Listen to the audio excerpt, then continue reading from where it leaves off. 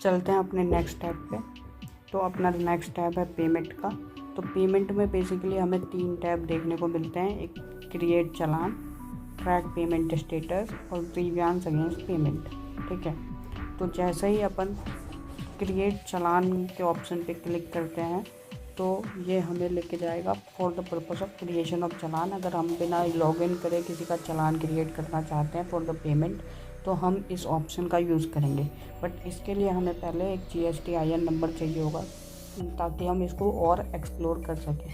तो हम गवर्नमेंट किसी GSTI नंबर को यूज़ करके इसको हम एक्सप्लोर कर सकते हैं। तो चलिए देख, तो हमने गूगल सर्च से एक GSTI नंबर निकाल लिया, तो अपन ने कॉपी कर लिया, just paste it here and आपको कैप्चा डालना है। यहाँ पे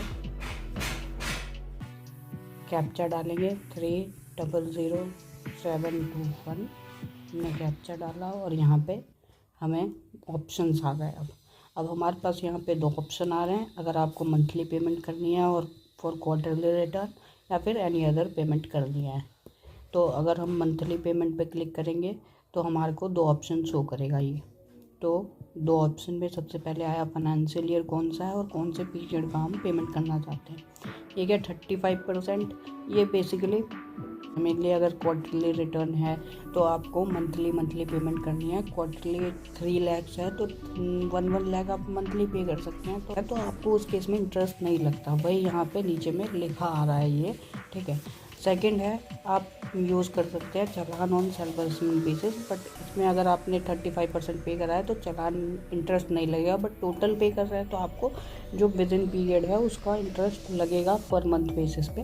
ठीक है, तो वही ये बोल रहा है। अगर आपको कोई दूसरी पेमेंट करनी है तो आपको एनी अदर पेमेंट सेलेक्ट करके प्रोसीड करना पड़ेगा। तो जैसे ही आप प्रोसीड करेंगे सब में सेम ऑप्शन ही है, देयर इज़ नथिंग डिफरेंट। या आपकी डिटेल्स आ जाएगी, बेसिक डिटेल, जैसे मैंने तो बिजनेस स्टैंडर्ड का कॉपी करा था फ्रॉम गूगल, तो यहाँ से आपको आ जाएगा। यहाँ पे आप अमाउंट फिल करेंगे, जैसे ही अमाउंट फिल करेंगे 1 IGST हमेशा डबल होता है CGST और SGST का, तो हमने यहाँ पे सेलेक्ट कर लिया। यहाँ पे आपको पेमेंट मेथड सेलेक्ट करना है, जैसे मैंने ई-पेमेंट सेलेक्ट करा है, बस यहाँ पे जनरेट चालान करना है।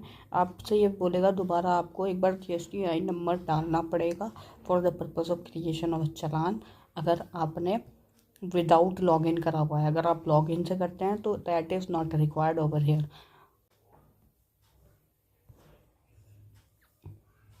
तो यहाँ पे चालान सक्सेसफुली जनरेटेड आ रहा है।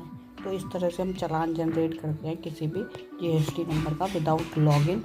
आप यहाँ से पेमेंट भी कर सकते हैं प्रीफर्ड बैंक, यहाँ पे आप बैंक सेलेक्ट कर सकते हैं जैसे IDBI और मेक पेमेंट, 4 रुपये की पेमेंट हो जाएगी और ये आपके पोर्टल पे शो करने लगेगा।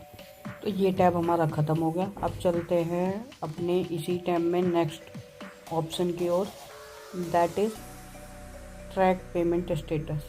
तो जैसे ही हम अपन क्लिक करते हैं, अगर मान लो हमने कोई पेमेंट करी है बट उसका स्टेटस हमें चेक करना है, कई बार वो पेंडिंग शो करता रहता है, तो हम इस पे जाते हैं।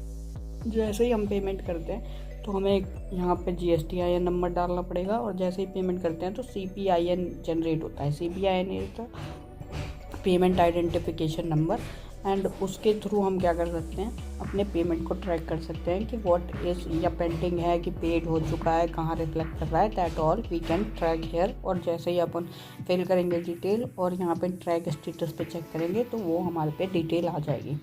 फिर लास्ट टैब आता है in the payment is, last tab is grievance against payment. इस पे GST PMT 07 देख रहे हैं, ये फॉर्म का नाम है जो हमें ग्रीवियंस रेज करते टाइम फिल करना पड़ता है। तो जैसे ही आप इस पर क्लिक करेंगे, बेसिकली हम इस चीज़ का यूज़ तब करते हैं अगर हमने पेमेंट कर दी, अकाउंट से डिडक्ट हो गया बट GST पोर्टल पे शो नहीं कर रहा, कोई उसका पेमेंट स्टेटस नहीं आ रहा, या फिर कोई भी प्रॉब्लम हो पेमेंट से रिलेटेड, तो आप इस टैब का यूज़ कर सकते हैं। जैसे ही आप ग्रीवियंस रिलेटेड टू पे क्लिक करेंगे तो 2 ऑप्शन आपको दिखाएंगे, amount debited from the bank account, cash ledger but not updated, and second RTGS और NEFT से रिलेटेड इशूज़ है तो आप वो सेलेक्ट कर सकते हैं। आप स्टेट सेलेक्ट करेंगे यहाँ से, फिर आप GSTI नंबर डालेंगे इस जगह पे, फिर ईमेल एड्रेस, नेम हो गया, name of complainant, email address, mobile number, permanent account number, not mandatory. आप यहाँ पे ग्रीवियंस यहाँ पे टाइप करेंगे